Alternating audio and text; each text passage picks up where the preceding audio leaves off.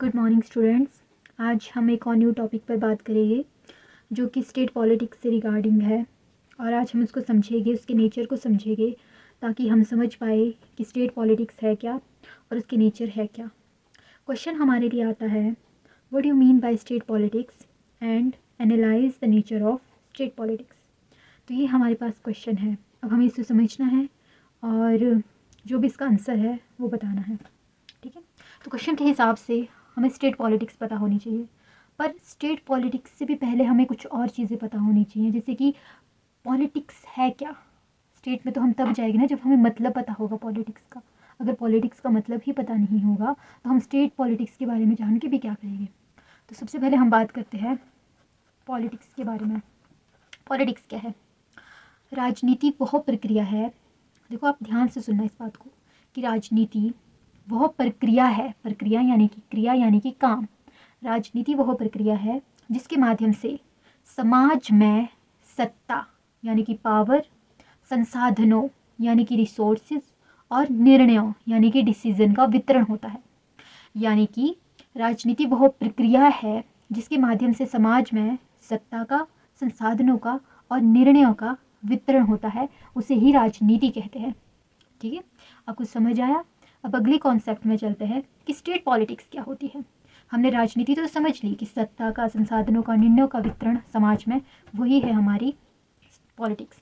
अब क्वेश्चन आता है कि अब स्टेट पॉलिटिक्स क्या है। इसको समझने के लिए मैं आपको सिंपल सा एक एग्जाम्पल बताती हूँ।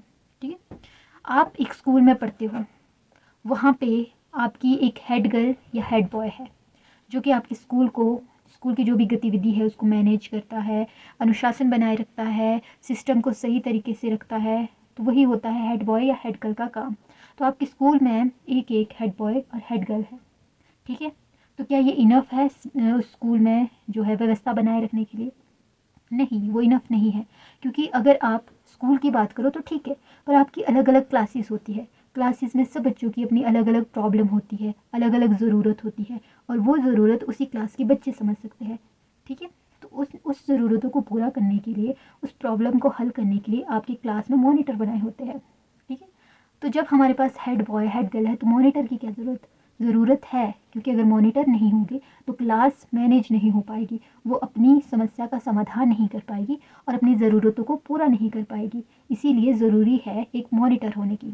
तो यहाँ पे आप देख सकते हो कि मॉनिटर को हम रिप्रेजेंट कर रहे हैं राज्य सरकार की तरह, और अब हम हेड गर्ल या हेड बॉय को रिप्रेजेंट कर रहे हैं केंद्र सरकार की तरह। जिस प्रकार पूरे राज्यों को केंद्र सरकार देखती है, पूरे देश को केंद्र सरकार देखती है, पर एक पर्टिकुलर राज्य के अंदर मॉनिटर के रूप में राज्य सरकार भी होती है जो उसका लालन पालन करती है।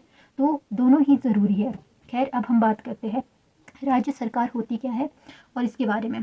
ठीक है, राज्य सरकार यानी कि किसी राज्य के अंदर जो भी सरकार बनाई जाती है उसे ही हम राज्य सरकार कहते हैं।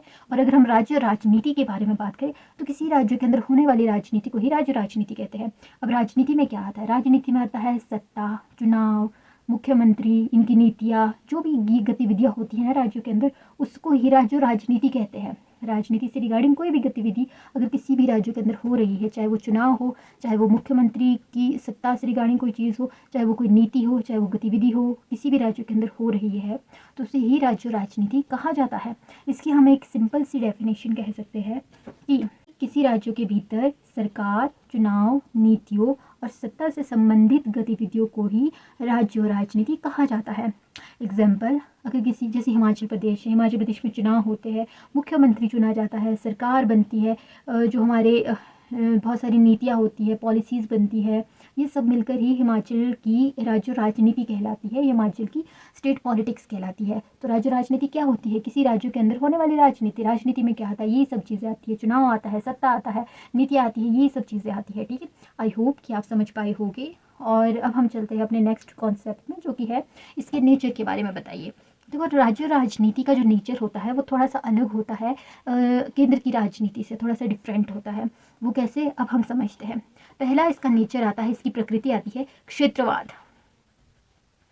राज्य राजनीति में हमें क्षेत्रवाद देखने को मिलता है, क्योंकि जो हमारे राज्यों के लोग हैं वो चाहते हैं कि हमारे जो राज्य है उसका विकास हो, वो केंद्र की जगह वो पूरे देश की जगह अपने राज्यों के विकास तक ही सीमित उनकी जो है सोच कहीं ना कहीं हमारे को देखने को मिलती है।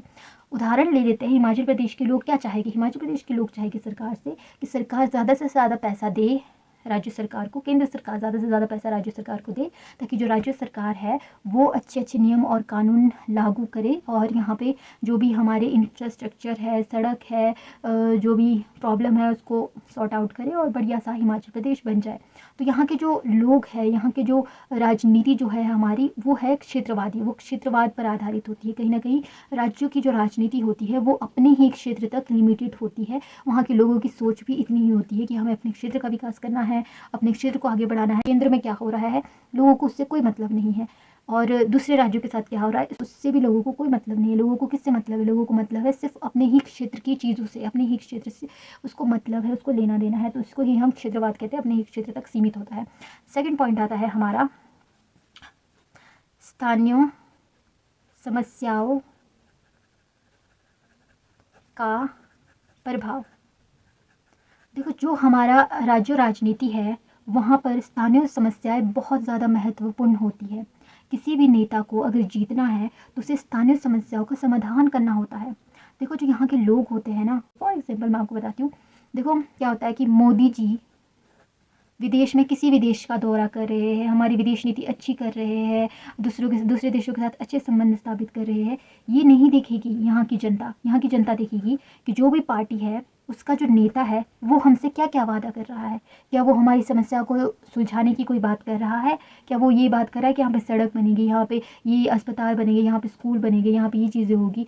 तो वो इस चीज़ को देखेगी। केंद्र स्तर पर उस पार्टी ने क्या किया है वो नहीं देखेगी। वो देखेगी कि हमारी जो स्थानीय समस्याएं हैं वो ठीक हो रही है उस पार्टी के द्वारा कि नहीं, और अगर वो ठीक हो रही है तो वो उसको वोट देगी, अगर नहीं हो रही है तो वोट नहीं देगी। तो सीधी सीधी सी बात ये है कि इसमें स्थानीय समस्या का बहुत ज़्यादा प्रभाव होता है हमारे राज्य की राजनीति में, क्योंकि अगर हमारे जो नेता है वो इसको सॉर्ट आउट कर लेते हैं तो वो चुने जाते हैं, अगर नहीं कर पाते हैं तो किसी और का पलड़ा ज़्यादा भारी हो जाता है। खैर, हम अब थर्ड पॉइंट के ऊपर चलते हैं, जाति का प्रभाव। राज्यों की राजनीति में हमें जाति का बहुत ज़्यादा प्रभाव देखने को मिलता है, क्योंकि यहाँ के जो लोग होते हैं वो जाति के आधार पर भी वोटिंग करते हैं। वो देखते हैं कि ये व्यक्ति हमारी जाति का है तो उसको ही वोट देंगे। फॉर एग्जाम्पल, दो व्यक्ति हैं, एक व्यक्ति अपनी जाति का है और दूसरा व्यक्ति दूसरी जाति का है। दोनों की बराबर योग्यता है, दोनों बराबर पढ़े हुए हैं, दोनों ने बराबर डिग्री ली है, दोनों का बराबर अनुशासन है, बराबर डिसिप्लिन है, बराबर नेतृत्व की क्षमता है। पर लोग क्या करते हैं, जो अपनी कास्ट वाला है उसको वोट देते हैं बजाय दूसरी कास्ट वाले के, क्योंकि उनकी जो दिमाग होता है उसमें ये भावना होती है कि हमारे कास्ट वाला है, हमारे लिए काम करेगा। तो कहीं ना कहीं हमें राज्य की राजनीति में एक प्रकृति देखने को मिलती है। यहाँ पे जाति का प्रभाव बहुत ज़्यादा होता है। यहाँ पे क्या करते हैं लोग, अपनी जाति के ही व्यक्ति को वोट देते हैं और उसी को ही चुनाव में जिताते हैं। तो ये भी एक हम पॉइंट की तरह देख सकते हैं। चौथा आता है धर्म और संप्रदाय। तो क्या होता है कि जो हमारे राज्यों की राजनीति है उसमें सिर्फ जाति का ही प्रभाव नहीं पड़ता है, उसमें धर्म का भी प्रभाव पड़ता है। तो हम इसको एग्जाम्पल के थ्रू समझ सकते हैं, जैसे कि आप एक धर्म के हो और जो है यहाँ पे और भी बहुत सारे लोग रहते हैं जो थोड़े दूसरे धर्म के। मान लीजिए कि आप एक हिंदू हो और यहाँ पे सिख रहते हैं, ठीक है। तो क्या होगा कि अगर आपकी जो है धर्म से रिगार्डिंग कोई व्यक्ति जो होगा वो खड़ा हो जाएगा तो आप उसको वोट दोगे। सिख खड़ा हो जाएगा तो सिख कम्युनिटी के लोग उसको वोट देंगे, और अगर हिंदू खड़ा होगा तो हिंदू कम्युनिटी के लोग उसको वोट देंगे, क्योंकि वो समझेंगे कि हमारी रिलीजन से बिलोंग करता है और हमारा भला करेगा, इसीलिए हम उसको वोट देंगे। मैटर नहीं करता कि कौन कितना पढ़ा लिखा है, कौन कितना योग्य है, पर हम क्या करेंगे, हम अपने ही रिलीजन से जो है इंस्पायर होकर उसको ही वोट देते हैं। तो ये भी हमारे राज्य की राजनीति में बहुत बार देखने को मिलता है कि अगर कोई भी रिलीजन है वहाँ के जो लोग होते हैं वो उसी को ही वोट देते हैं जिससे वो खुद जो है बिलोंग करते हैं। ठीक है, नेक्स्ट पॉइंट आता है हमारे पास व्यक्तिगत प्रभाव। तो हमारी जो राज्य की राजनीति है उसमें हमें व्यक्तिगत प्रभाव भी देखने को मिलता है। वो कैसे कि यहाँ पे सिर्फ ये नहीं देखा जाता कि कास्ट क्या है, जाति क्या है, धर्म क्या है, संप्रदाय क्या है। यहाँ पे इस चीज़ पर भी बल दिया जाता है कि जो चुनाव लड़ रहा है क्या वो उस लायक है, क्या वो हमारी बातों को सुन सकता है, क्या वो हमारी बातों को रख सकता है, क्या उसके अंदर लीडरशिप क्वालिटी है। इसमें हम एक बहुत ईजी एग्जाम्पल लेते हैं कंगना रनौत का। कंगना रनौत, क्यों मुझे लगता है कि उसको जो है लोगों ने इसीलिए वोट दिया होगा क्योंकि वो काफ़ी ज़्यादा वोकल है, वो अपनी बातों को रखना जानती है, वो जानती है कि अपने लिए किस तरह से लड़ा जाता है। तो लोगों ने भी उसकी ये जो काबिलियत होता है उसको देख के उसको वोट दे दिया, क्योंकि उनको लगा कि शायद आगे आने वाले टाइम में ये हमारी प्रॉब्लम को भी बिना डरे दूसरों के सामने रख सकती है। इसीलिए लोगों ने उसको उसकी व्यक्तित्व के आधार पर जो है वोट देकर चुनाव में जिताया। और मुझे लगता है इसमें पार्टी से ज़्यादा इम्पोर्टेंट क्या होता है, व्यक्ति की पहचान।